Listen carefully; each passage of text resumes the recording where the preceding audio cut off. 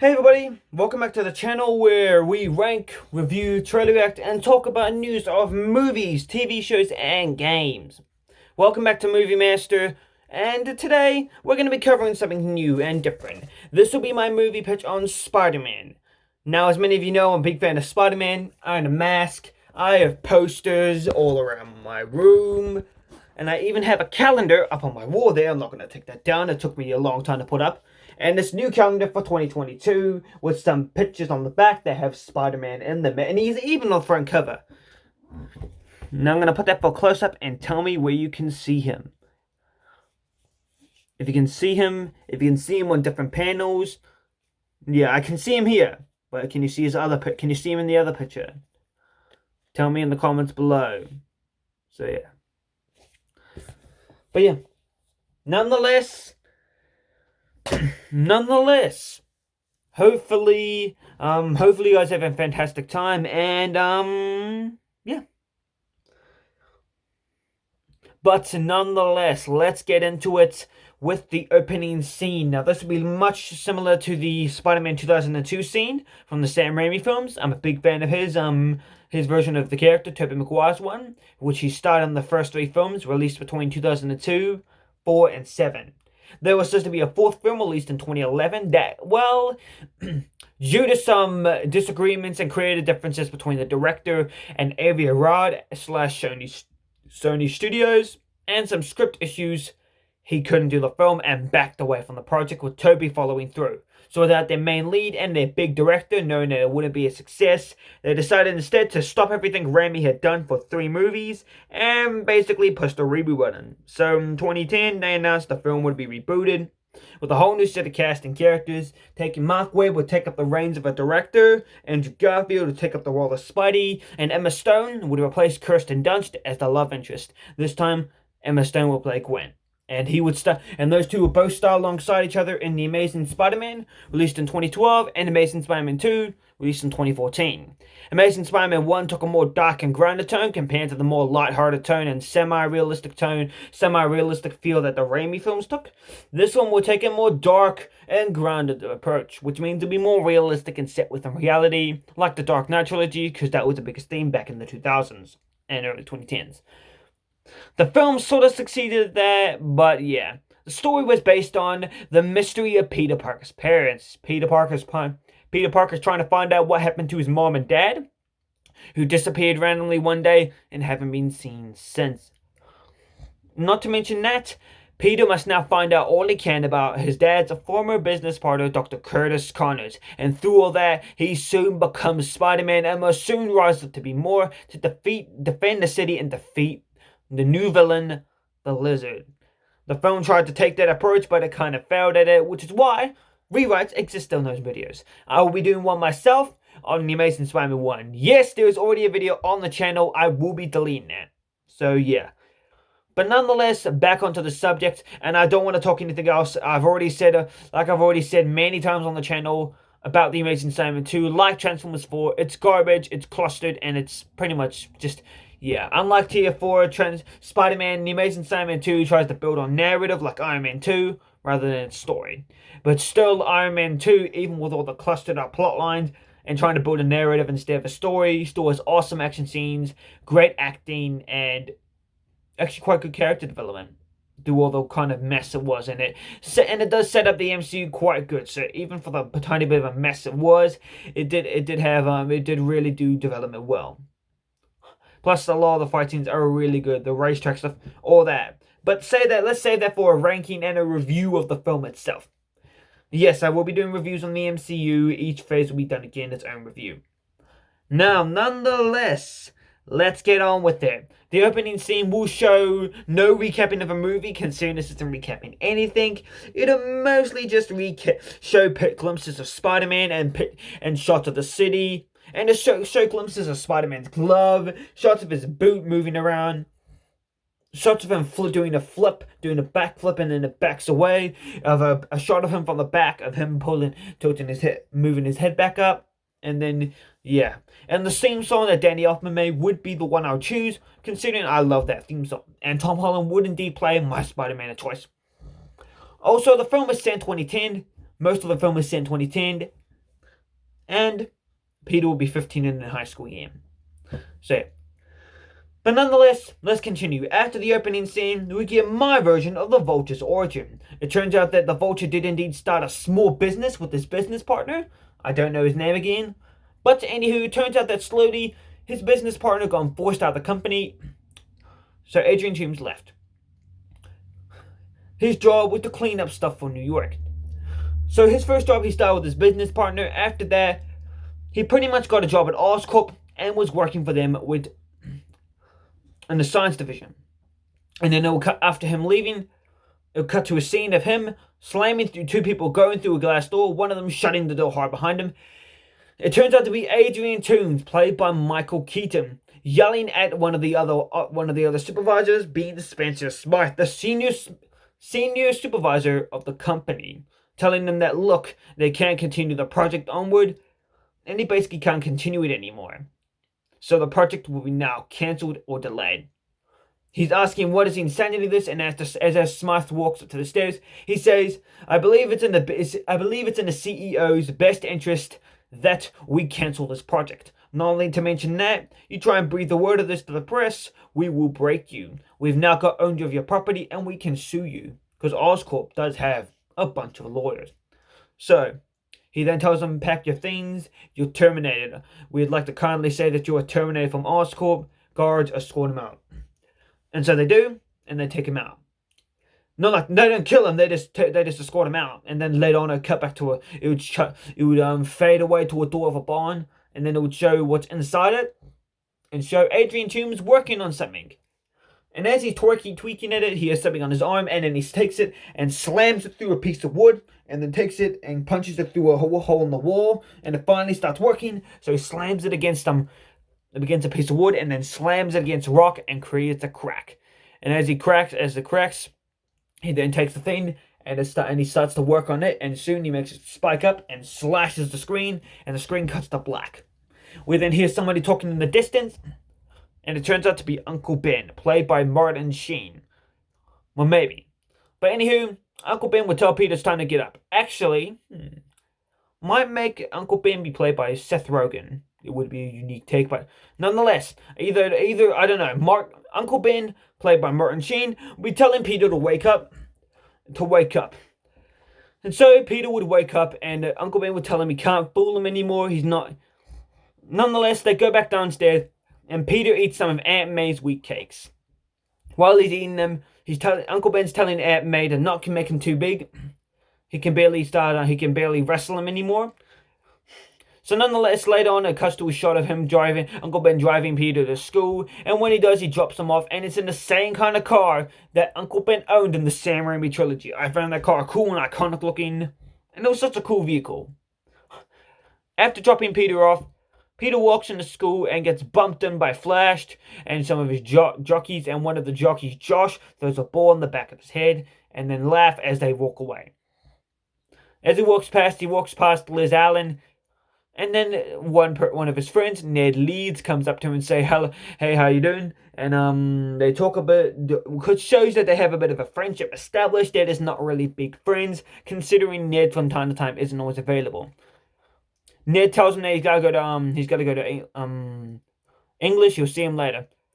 He leaves, and Peter goes to science, and we see a montage of him doing great in science and technology and a lot of his other things he excels at, including Spanish and Chinese, but nonetheless in Spanish and Japanese. But later it shows him in stuff he's terrible at. Oh, decent English, decent.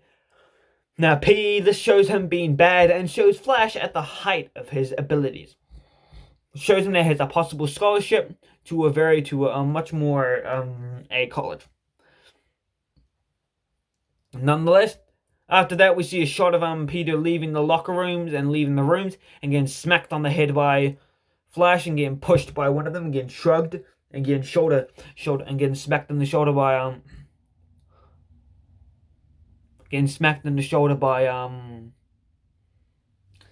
one of Flash's Jock's friends. And as Peter leaves, he walks by Gwen Stacy, who he says hi to, and then walks away from. After this, it shows Peter well in his classes, and then Later on, he ends up asking Liz Allen if he wants to go to the whole thing with her. She says no. He suddenly approves them anyway. Goes to the Midtown Science Hall, and they announce that they're going to an Oscorp lab, which is where there's going to be a radioactive presentation happening there, and talking a bit about genetic changes in genetics and radioactivity. Atoms, so it'll be about atoms and genetics. So the class heads on a bus trip, and they go there. It's all the Midtown Science kids, division kids, and some of the kids from other divisions, considering that there were kids that were either put there for a reason because of how much in trouble they got, or they were flashes and all his jocks got into there, and some of them snuck in.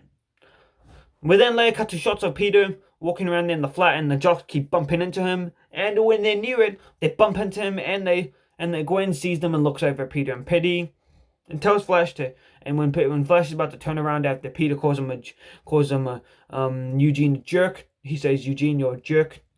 Flash is about to turn back and punch him. Gwen tells him not to, and so he backs up. So yeah. Nonetheless, Peter gets up, takes his books, and collects his books with him. And nonetheless, Peter picks up his books, and as he's picking them up, a spider is crawling down the thing, and Curtis Connors, who has one of his arms missing, is talking with his wife Martha Connors about how they have achieved radioactivity with radioatoms and blast it on full power. And it's green. And then when a spider interferes, it turns blue and red. The spider turns red, and the beams turn blue. And luckily turn red for a bit, and then back to green. And as he's ebbing away of life, he flies out the he burns a little tiny gap in the window. He slams and cracks a bit of the window, and then punches a crack in the window, and climbs down the little protective glass. Luckily, it doesn't damage it, and the radioactivity is contained. But yeah. So he goes down to the closest person that's on the ground, and that is Peter Parker. Without getting stepped on, he soon accidentally goes near Peter, who he climbs up the leg of, and then soon reaches the hand of, and then Flash again knocks down his books. He picks them up for the third time, and the spider is on his hand and bites him on the head. Peter slaps his hand and goes, "Ow!" and then wonders why is it so red? Why is the thing so hurting? And so Peter drops the spider and coincidentally goes over to another one of his students and bites her on the leg. Right as he's walking away, Peter puts his stuff in his bag, and right as he's about to exit, he can't stop thinking. His spider sense keeps going off. He asks the teacher if he can go outside to get some fresh air. And so when he does, he accidentally he gets outside anyway, and ends up going to the trash can and throwing up.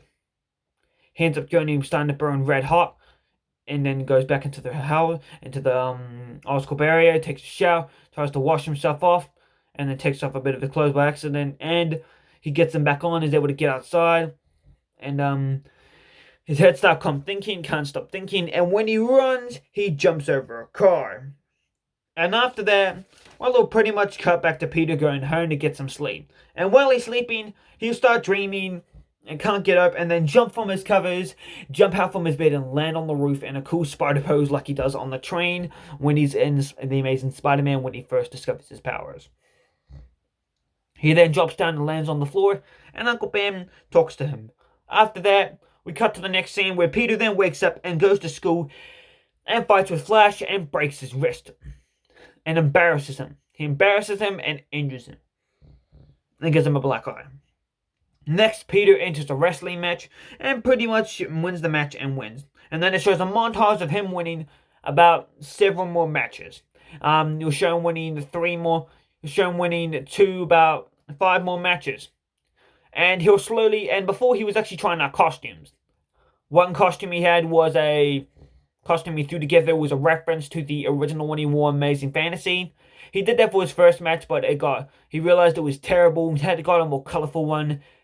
We then see the vigilante version that we see in the Amazing Spider-Man, similar to it, doesn't wear it. Then we finally see one similar to the Homecoming one. Then he chooses one that's a merge of the Homecoming and vigilante / the one from the Raimi films. Except the Raimi films, it's like similar to the Raimi films one, except the jersey is more like a jacket and has a hoodie. There's no blue. So basically, here's a red jersey with the hoodie, has those white gloves, has blue pants, has the Nikes, and has a balaclava, which is red, and it has holes in it, and he has a logo, but a shoddily drawn logo on the front. And so he decides to add some web lining to it. It shows a bit of it. Later on, Peter appears on a TV show with a brand new suit that is red and black with a blue symbol on the back. Now, this is similar to the original suit in the original Ditko comic, because it turns out the suit was actually red, black, with the blue logo on the back, and a front logo was black with black webbing all around it, and the eyes and all that were the same with underarm web, like it is in my version. But due to cell shading, it was blue. And so when Ramita took over in the later comics, and when Ramita in the later comics written by Ditko, it was blue. And when Ramita took over, it became full-on blue. And so pretty much it stayed blue ever since. But nonetheless, just a hint of that one to be called the Showtime suit, which would be red, black, with some blue highlights, to reference that. And it would have a dark blue logo on the back, and black webbing all around it. So, and then later on, after the event, after about doing about 2 events, he does one more event, and as he's doing that, he lets a thief walk by him, and a cop tells him, why didn't he do anything about it? He said, because, well, it's not my problem. When did I have to ever deal with this stuff? And for your confirmation, you're the cop. You catch the bad guys. You catch the bad guys. I just do the TV. And as he's about to do another presentation, he says that he'll keep his smiles for the fans. He's got to keep his eyes on the prize and his smiles for the fans. And as he walks away, later on it shows him doing another TV appearance, and one of the cashiers in it gives him only $100 for some reason. He wants to, for some reason. But nonetheless, he asks him for more, and so he tips him the full $500 he was owed that day. After that, Peter's leaving, and when he leaves, he exits the elevator. And after leaving, he is then to walk outside and realizes and sees cops passing by. And then walks up and sees Uncle Ben on the floor and realizes he's been shot. So Peter goes after Uncle Ben's killer, but he's already long escaped. But Peter then soon searches for him. It takes him about 2 days, but he then finally finds Uncle Ben's killer, who shifted from warehouse to warehouse. In the meantime, he upgraded a bit of his suit, gave himself some web shooters that were enhanced to thickly cover somebody up. And the suit, he covered it with a jacket. He upgraded the suit a tiny bit, and slowly started making upgrades to it and used it to start fighting crime. So yeah. He actually nearly found him, but then he soon found him near in a warehouse and soon starts beating the hell out of him. And soon realizes it's a guy he let go. Had he stopped Uncle Ben's killer, he would have inevitably saved Uncle Ben's life. After this, he slams his fist into the ground, and then pretty much just after that, he soon has webbed him up to a light pole and swings away, realizing what he has done. And him so focused on that, he doesn't know where he's going, and slams into a light pole, falls for a bit, webs under a bridge, keeps trying to keep his balance, and then when he's a bit distracted, he trips over a wall and lands on the concrete on the top of the building, and then gets up and pulls off his mask and throws it over, and then starts going to the edge of the building, and tears start to trickle down his eyes, realizing what he'd done. And soon he flips. He takes his mask and puts back on his face and swings away. It will later cut back to him at his house, and he'd be basically grieving, and it would show quick flash through shots of him going through several stages of grieving. After that, Peter then finally decides to become Spider-Man. But he knows he can't be the shoddy Spider-Man showmanship suit that's actually quite nicely made out of real spandex. He realizes he needs to make it look better. He needs to be a symbol for something greater. So instead, ditching away with the homemade suit and ditching away that suit, he decides to go full on with it and have, but only sadly, unfortunately, due to his money limits, he has stilted lenses. The other ones were still sewn into the thing, so he had to wear glasses for it. So he gets lenses for this one. And luckily, he gets some of them to Uncle Ben's woodworking area. He gets some of the glass. He gets some glasses. He gets some custom made eyelid. He gets some custom made glass foam. He gets some custom made glass cut, and then gets some lenses. Gets guard lenses. Gets guards put around them and specially made, and pretty much attaches them and sews them to a mask. He had a black spandex mask, a black mask, a black ski mask, a red ski mask, and cuts eye holes in it, and sews them there. And while doing that, he goes over he sews in the lines. He goes over the lines in Sharpie, and pretty much goes over the lines in Sharpie, and does it for a red spandex suit, and doubles it with it to make it feel more double, and then sews it together with a sewing machine, and tells me that the disguise is for a Halloween party. May questions why he would be doing that so early in the year. Nonetheless, the suit gets made, and we see tiny shots of him moving around the city, and we see him put on the boots with the soles in it, similar to the ones from his showmanship suits. We see him putting on the pulling down the shirt, which he had so since then he gained a bit of muscle from wrestling. He gained a tiny bit of muscle from wrestling and from exercising. And it is actually known that he did make himself skilled in parkour. So in between the events of when he got his powers and when he became Spider-Man, he mastered nearly every parkour move in the book he found. He mastered every parkour move in his book in his library. He read through all of them, and using his enhanced ability to read, he read through all of them, did every move, looked at all the videos online and doing the most complicated moves, and pretty much from there enhanced it and made his own version of parkour, or called it Peter Parkour. Or called it Peter Parkour. Although he thought it was lame. Although some people thought it was lame, and he changed it back to Peter Parkour. Or Spidey Parkour when he was Spider-Man. Nonetheless, after that, Peter pretty much just starts swinging around and saving the day as Spider-Man, but then he gets into his first battle with Chameleon, a villain that he very much can't defeat. He gets away, and then as later on, Chameleon soon realizes that his base that he needs to find a way to frame Spider-Man. So, we then see shots of him hanging out with Ned Leeds, and soon he actually becomes friends with Gwen Stacy. Gwen and him and get meet for about the third time, because they've only met a few times. They've been science partners for a few times, but not that much as friends. So they meet. Later on, he gets a phone alert to meet them and goes off to fight the Vulture. And he fights the Vulture for the first time, but he ends up losing due to the fact that Vulture has a superiority over him, and beats him by taking him in the air and beating him up. So yeah. Actually, no. In his first fight, he does beat the Vulture for them. But the Vulture scores him, realizing that this is the first villain he's going to have to think through his battles and not just rush into it and expecting nothing. After that, he then gets a second battle with Chameleon, who's now disguised as Spider-Man, beats him up and frames him for it. And later on, he thinks about maybe he's something, but then as he tries to stop the crimes, the police think he's the bad guy still and try to shoot at him. After that, we cut back to personal time with Peter, with him trying to clean up the marks on his face, and may noticing some of the patches of first aid kits they're plummeting in. Then it cuts to the next big action sequence, and shows him in his second fight with Vulture. So he pretty much loses this because Vulture takes advantage of his fear of heights and Peter's inability to come over them. After that, we get more personal time with Peter, him realizing that he's got to stop this guy. And later night, after that, he goes out and fights crime with Spider-Man, but then he falls asleep, and halfway through wakes up and goes to school.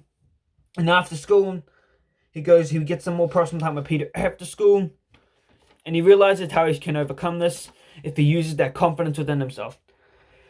Spidey then goes out to fight more crime in the day, and as it gets slower and slower into night, and oh yeah, the third act did kick off with Spider-Man and Spidey fighting more crime. So yeah, Act 1 was the opening scene, all the way to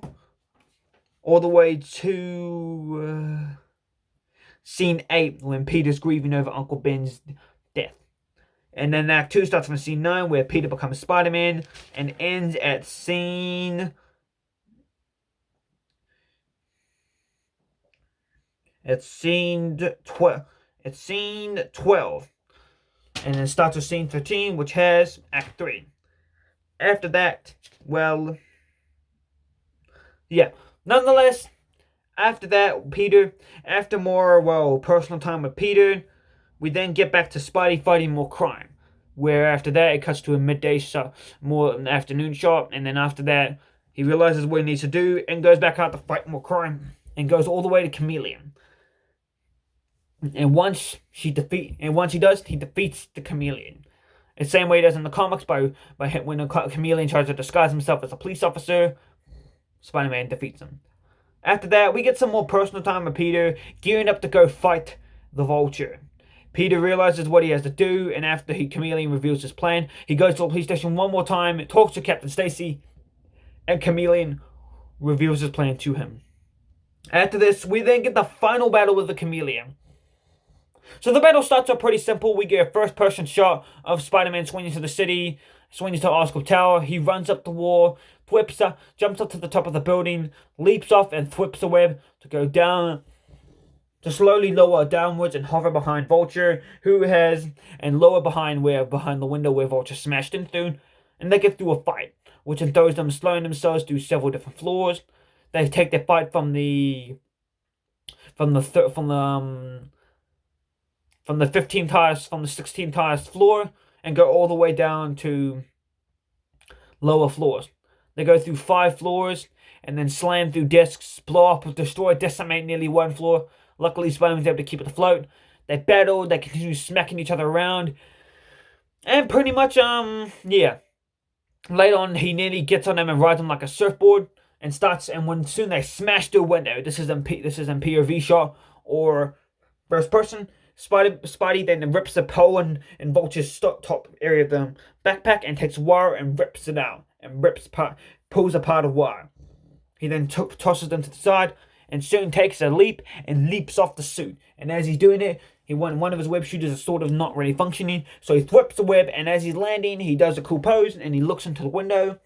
And as he looks behind him, the Vulture is now coming at him. So this kicks off their part 2 of the final battle. They slam into each other, they take the fight to near the streets, they fight, they slam into a building, he punches them into it, they slam through the wall, fight, and then slam it, then he slams them through a floor, then he slams them through a door into a hallway, they fight, and then Spidey kicks him out the window, they fight some more, and Peter's able to use his war crawling ability and able to get over his fear of heights to defeat the Vulture. And it shows them kicking him in the face, and after kicking the Vulture in the face and beating him, he then webs them up and leaves them on the light pole and says, "Thanks from your friend in the neighborhood, Spider-Man," and he peels it off. And well, there's a phone attached to it that Peter had, and of course Spider-Man. And he tells Spider-Man that good job, and then Spidey flips the phone away from Spider-Man flips the phone away from Captain Stacy. Spidey says that this is the phone he's using of Adrian Toomes. It was Adrian Toomes' phone, and so he uses it to call him. And tells him to see him, hands up on the phone, and luckily he had used a blocked number. So after using the payphone, he exits and flips away, and it fades away to a morning scene at Midtown High, where Peter is now exiting class and talks a bit with Liz Allen, who asks him out, they ask each other out on a date, and he says yes. And Peter kisses her, and then after that she walks away. Him being happy after leaving science class, which is his last day of the day. He then walks out and sees his science teacher, his principal, saying, "Oh, hey, Parker, you're still here. I'd like you to meet a new student transferring from a private boys' school, Harry Osborn." And we're finally introduced to Harry Osborn, whom he shakes his hand with. So they shake hands, and then they walk a bit away, and he chats. And after chatting, they sort of become friends and shake hands. And then they sort of chat. After that, it then shows Peter leaving. And after Peter leaves, well, it then shows him going to J. Jonah Jameson for a job, showing them pictures. Jameson accepts, and of course he's played by J.K. Simmons. Has a classic look of like the Raimi films. After that, and then shows him on the top of the Daily Bugle building, swinging away from the building, swinging away in a cool dramatic fashion with the theme song of Daddy Opens blasting away in the background. And as he swings up, it shows in a freeze frame and then cuts to black. And the end. So that is my Spider-Man movie pitch. Now tell me what you guys think in the comments below. And I'd like to announce that there will be, in December, I will be doing a Spider-Man month where I'll be doing all content Spider-Man from December 1st all the way to December 25th, arming up for the biggest Spider-Man No Way Home premiere, and when I'll be going to see it myself on December 28th with one of my buds. Can't tell you who it is, but yeah, he was once a fellow YouTuber, although he quit. But nonetheless, hopefully you guys enjoyed the video. Make sure you guys subscribe, click like, or dislike if you want to. Any video doesn't need to be a good video as long as you give me feedback so I can update on future videos. But yeah, make sure to like, subscribe, and click the notification bell so you don't miss any of this news I want to give you guys, wherever that thing is, depending on what version of YouTube you're on. But yeah, nonetheless, this is Movie Master, where we will always rank, review, trailer react, and talk about movies and TV shows. And make sure that if you want to go to my channel, click out of this box. There's a little box in the corner if you have the app, or if you're a big screen, or you have the app version. Click out of the box, or if you have the banner, there's a big line with the face of a green ninja on it. Click it, and you'll go to my channel, Movie Master, and you can check out my videos of all the previous Spider-Man content.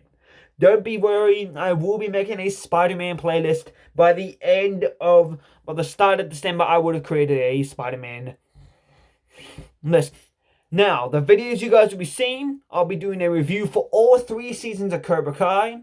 I'll be doing all 3 reviews for all 3 seasons of Cobra Kai, and ranking all 3 seasons, and a ranking on the Karate Kid movies, and a review on them. But only the 5 movies, the 3 Daniel LaRusso, the one with Julie Pierce, and the one with Jaden Smith. And I'll also be doing a video game review on Back to the Future the game. So expect that, and yeah. Expect that. So expect Cobra Kai and Back to the Future slash Karate. So Cobra Kai slash Karate Kid and Back to the Future content.